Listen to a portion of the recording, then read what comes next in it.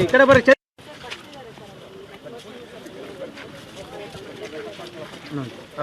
ಬನ್ನಿ.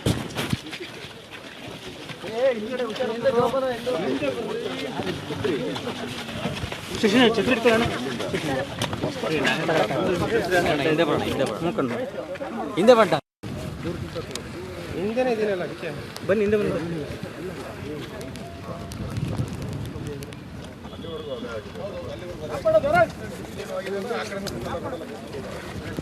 ಎಲ್ಲ ಇಲ್ಲೇ ಇರೋಣ.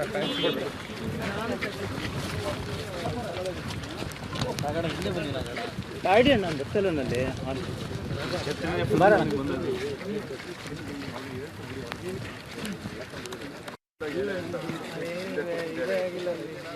ಗಾಡಿಯೇ ಬಂದಿರೋ ಗಾಡಿ ಹೊಡಿತಾರೆ ಇಲ್ಲಿ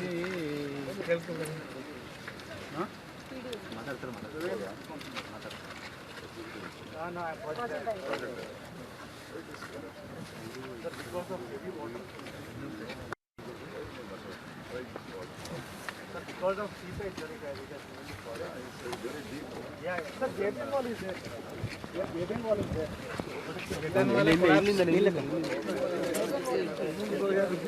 Gaping wall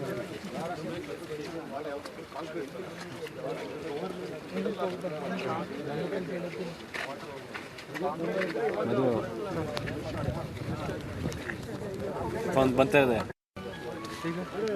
ಮದು ಮೊಬೈಲ್ ತಗೊಂಡೆ ಈಗ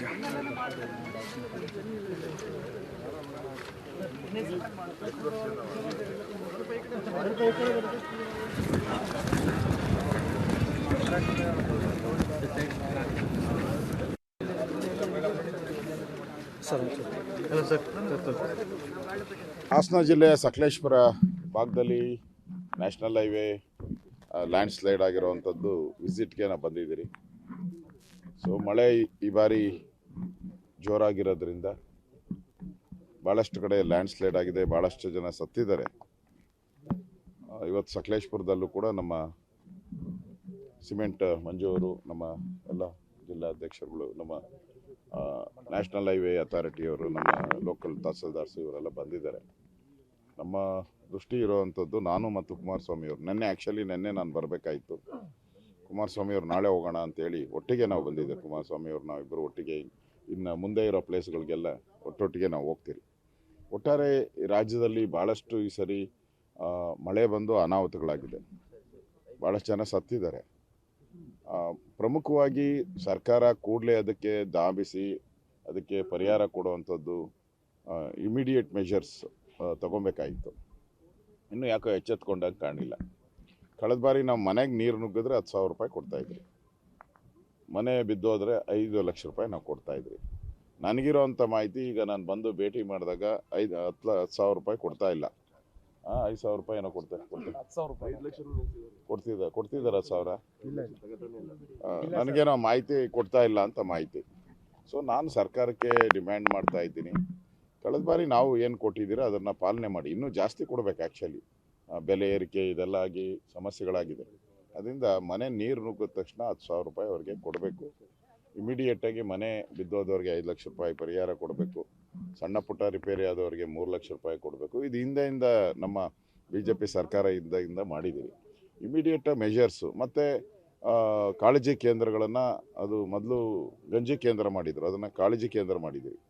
ಅಲ್ಲಿನೂ ಕೂಡ ಸರಿಯಾದಂಥ ಹೊದಿಕೆ, ಚಾಪೆ, ಫುಡ್ಡು ಇದೆಲ್ಲನೂ ಕೂಡ ಸರಿಯಾಗಿ ಕೊಡಬೇಕು.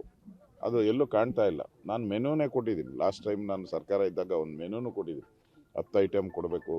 ಮನೇಲಿ ಯಾವ ರೀತಿ ಇರ್ತೋ ಆ ಥರ ನೋಡ್ಕೋಬೇಕು. ಯಾಕಂದರೆ ಪಾಪ ಮನೆ ಕಳ್ಕೊಂಡಿರ್ತಾರೆ, ಅವ್ರಿಗೆ ಸಹಾಯ ನಿಲ್ಲೋ ಸರ್ಕಾರದ ಕರ್ತವ್ಯ. ಅದನ್ನು ಮಾಡಬೇಕು ಅನ್ನೋ ಒಂದು ಆಗ್ರಹವನ್ನು ಕೂಡ ನಾನು ಸರ್ಕಾರಕ್ಕೆ ಮಾಡ್ತಾಯಿದ್ದೀನಿ. ನೆನ್ನೆನೂ ಕೂಡ ಅಧಿವೇಶನದಲ್ಲಿ ಈ ಬಗ್ಗೆ ಚರ್ಚೆ ಆಗಿದೆ.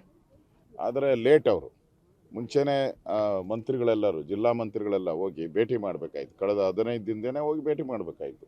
ಮುಖ್ಯಮಂತ್ರಿಗಳು ಭೇಟಿ ಮಾಡಬೇಕಾಯಿತು. ಆದರೆ ಹಾಗಾಗಲಿಲ್ಲ. ಈಗ ಎಲ್ಲ ಎಚ್ಚೆತ್ತುಕೊಂಡಿದ್ದಾರೆ. ಈಗ ಎಲ್ಲ ಪ್ರಾರಂಭ ಮಾಡ್ತಾ ಇದ್ದಾರೆ. ಸೊ ನಾನು ಸರ್ಕಾರಕ್ಕೆ ಕೂಡಲೇ ಇಮಿಡಿಯೇಟಾಗಿ ಆ್ಯಕ್ಷನ್ಸ್ ಆಗಬೇಕು, ಪರಿಹಾರ ಸಿಗಬೇಕು.